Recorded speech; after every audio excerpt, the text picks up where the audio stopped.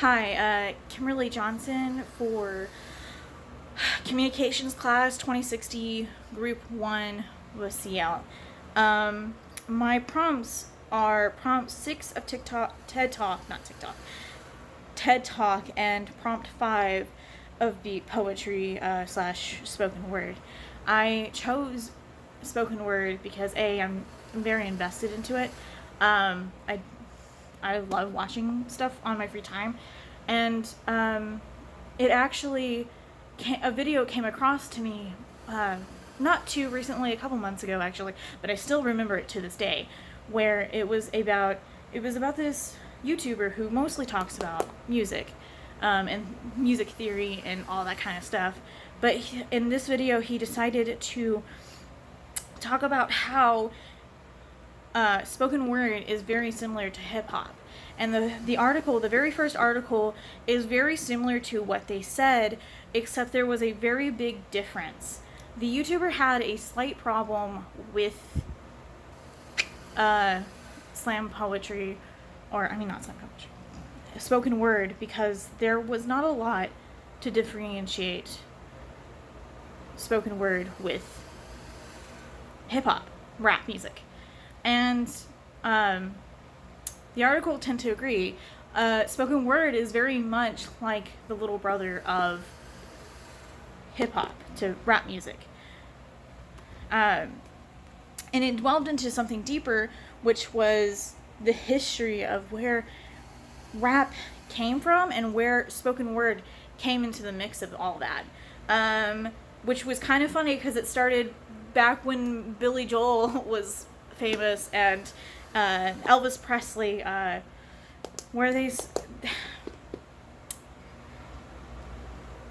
what I know about spoken word is that it always comes from an experience. Like Dear Dad. I watched the deaf poetry of a man, and his poem was Dear Dad, and he was speaking about how his father had left him at a very young age and how it made him feel growing up. And I got behind it because I've experienced that. I very much related to that. So I very much appreciate all the alliteration that he was using about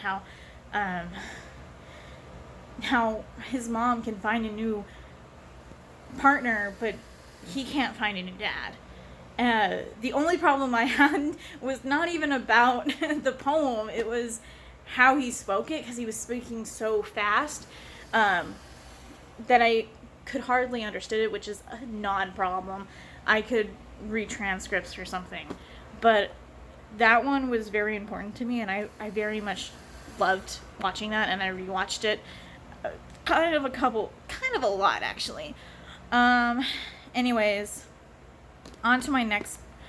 Well, I have so much to say about this, but I will head on to TED Talk, which I had watched 2 TED Talks about poetry, where it was how many lives can you live, and the woman, she gave a line from some essayist, whereas poetry is never done, just abandoned.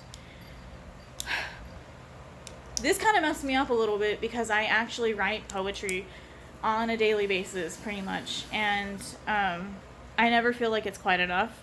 I'm always reworking it, and I think that's very much equivalent to our lives. Parts of our lives, whether it's college or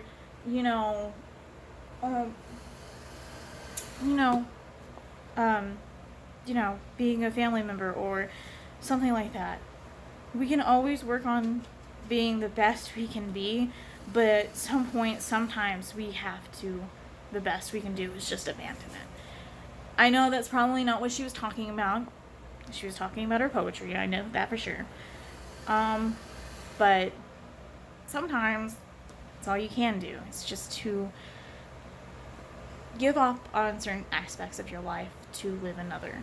And another thing what I learned from that was that poetry is the lives we can always live.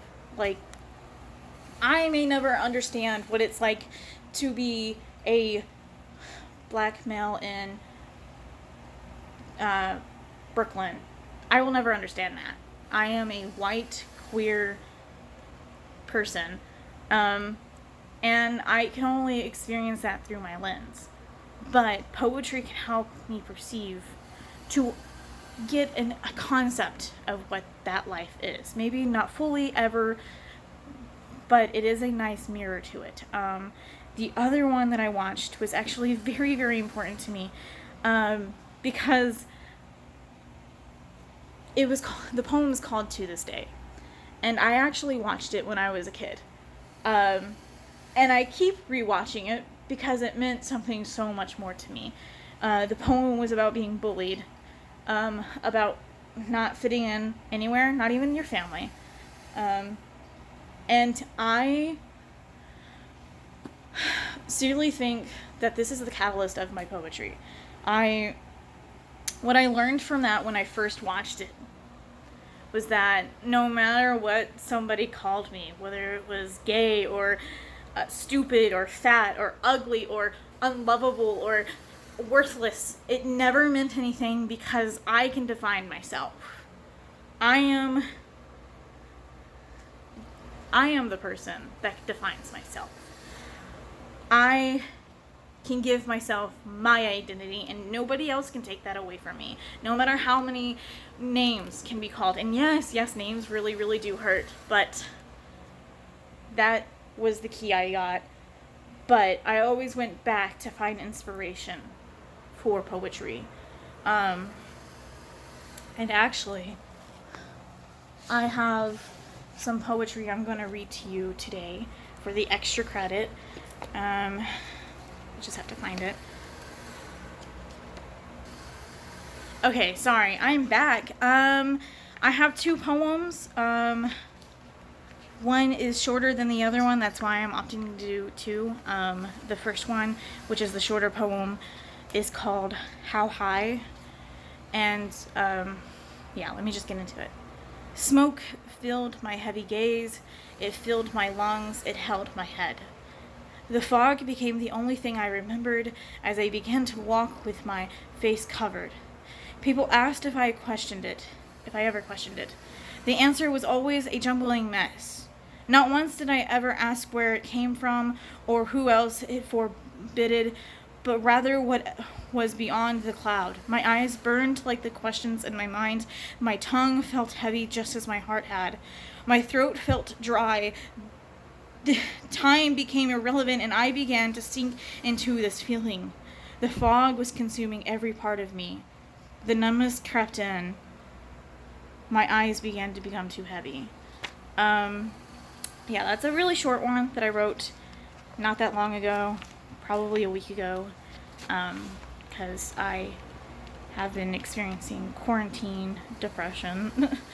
But anyways, the next one is called Isolation, and it goes, I never really understood her, the way she behaved, the way she made me feel. Curiosity me. Often I would find solace in her. She was warm and inviting. The rest of the world was out in the storm, but her and I, we were inside, warm and dry. We would do just about everything together. Eat, sleep, draw, and even homework. I never really minded, for she was a friend. Never did I have to explain myself. Never did I have to be bothered. But some days she was the storm, and I fell into the ocean. Cold and sinking deeper and deeper, I could not breathe. No matter how I struggled, no matter how hard I tried, soon my lungs filled with the toxic salt water. Darkness crept into my vision, how to cry for help when she took my voice. Soon she was both a comfortable distraction, never at the surface, but plastered within the untruth. This is what I wanted. There was no error. She became my everything, and she became my nothing. Depressing poems, I know, I'm sorry. But poetry is the way I speak. It is what fills my heart. So thank you so much for watching my 10-minute video, and have a great day.